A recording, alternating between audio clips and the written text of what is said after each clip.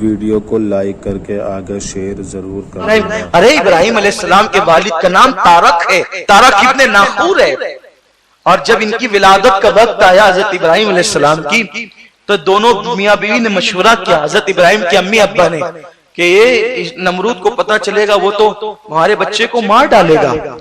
تو ان کی امی نے کہا کچھ نہ سوچیں، اللہ پہ بھروسہ رکھیں، اللہ پہ، نبی کی ماں ہے، دیکھیں اللہ پہ بھروسہ کتنا ہے۔ کہا ہم جنگل جائیں گے اور میں بچے کو وہیں جنم دوں گی۔ اور ابراہیم علیہ السلام کی پیدائش ایک غار کے اندر ہوئی۔ جب بچے کی ولادت ہوئی تو ابراہیم علیہ السلام بہت خوبصورت تھے۔ حضرت ابراہیم علیہ السلام کی شباہت یعنی حسن حضور علیہ السلام کے حسن سے کچھ ملتا جلتا۔ اللہ نے مکمل طور پر تو کسی کو ان جیسا نہیں بنایا، کچھ شباہت تھی، کچھ حسن میں ملاوٹ تھی۔ حضور کے حسن کی خیرات، بڑے حسین و جمیل تھے۔ ماں رونے لگی، دوپٹے سے آنسو پوچھنے لگی اور پتھر پر ابراہیم علیہ السلام کو لٹا دیا اور کہا اللہ تو نگہبان ہے اور میں تو چلی، تو میرے بچے کی حفاظت کرنے والا تو ہے، میں تو چلی۔ دیکھو جب اپنے گھر سے نکلا کرو، اپنے گھر سے نکلا کرو تو اپنے گھر والوں کو فی امان اللہ کہہ کے نکلا کرو، اور جب آپ کے بچے گھر سے نکلا کریں تو ان کو بھی فی امان اللہ کہو، یعنی اللہ کی امان میں، اللہ کی نگہبانی میں، اللہ حفاظت کرے، انشاءاللہ بچے صحیح سلامت گھر واپس آئیں گے۔ جس کو بھی آپ فی امان اللہ کہے وہ صحیح سلامت گھر واپس آئے گا۔ یہاں ایک بات یاد آتی ہے، سلیمان علیہ السلام کے دور میں ایک شخص سفر پہ جانے لگا تو جاتے ہوئے اس کی بیوی حمل سے تھی، مراد سے تھی، پیٹ میں بچہ تھا۔ اس نے کہا اللہ میرا بچہ تیرے سپرد ہے، تو نگہبان ہے اس کا، تو حفاظت کرنے والا۔ یہ بول کے چلا گیا اور واپس آیا تو لوگوں نے اطلاع دی تیری بیوی کا انتقال ہو گیا۔ اس نے سوچا چلو بیوی کا انتقال ہو گیا، قبر پر تو جاؤں۔ جب ایک قبر پہ پہنچا تو دیکھا کہ قبر کے اوپر ایک بچہ کھیل رہا ہے، قبر پہ بچہ کھیل رہا ہے۔ حیرت ہوئی، جنگل، درندے، قبرستان۔ آج قبرستان جو ہے بستیوں میں ہوتا ہے، اور بلکہ دیہاتوں کے قبرستان آپ اگر یوپی وغیرہ میں جائیں گے، یوپی بہار میں، دوسرے شہروں میں، جنگلوں میں ہوتا ہے قبرستان، اور یوپی بہار تو بہت دور ہے۔ آپ کے خاندیش کے اور آس پاس کے دیہاتوں میں جائیں، جنگلوں میں قبرستان ہوتا ہے، دیواریں بھی نہیں ہوتی۔ اتنے ترقی یافتہ دور میں یہ حال ہے قبرستانوں کا، تو بتائیے آپ اس دور میں ہزاروں سال پہلے کیا حال ہوگا۔ بلکہ اب تو شہروں میں بھی قبرستانوں میں کتے جو ہے وہ ہوتے ہیں، لاشیں وہ کھود کھود کے کھاتے ہیں۔ اللہ رحم و کرم فرمائے، لوگ توجہ نہیں کرتے، اللہ تعالیٰ لوگوں کو ہدایت عطا فرمائے۔ احترام چلا گیا ہے۔ تو دیکھو کہ قبر پہ جو ہے وہ بچہ کھیل رہا ہے، سوچا کس کا بچہ ہے، اور میری بیوی کی قبر پہ غیب سے آواز آئی یہ بچہ تیرا ہے۔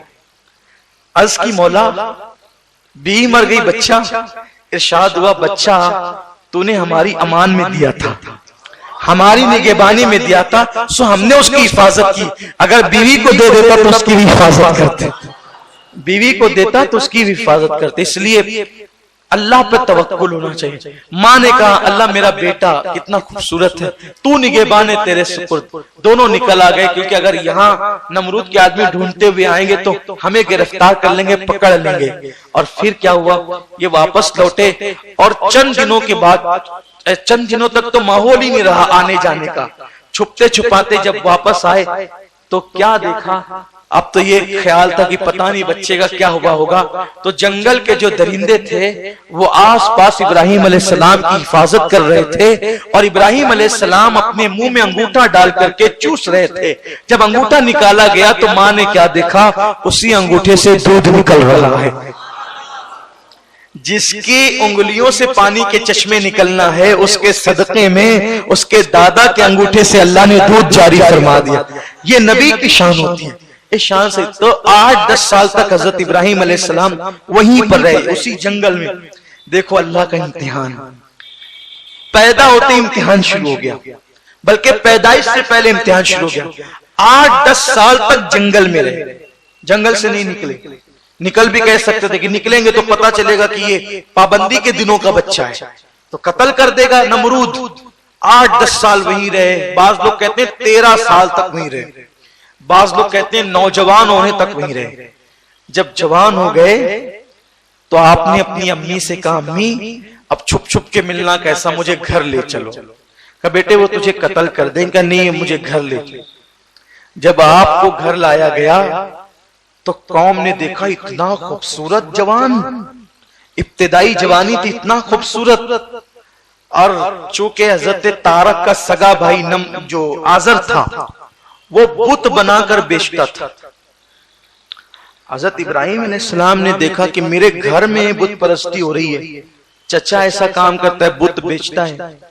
آپ نے اس کو سمجھایا پہلے، بے چچا یہ کام کے لوگ نہیں ہیں اور نہ یہ نفع پہنچا سکتے ہیں نہ نقصان پہنچا سکتے ہیں، ان کے پاس کوئی فائدے کی بات نہیں.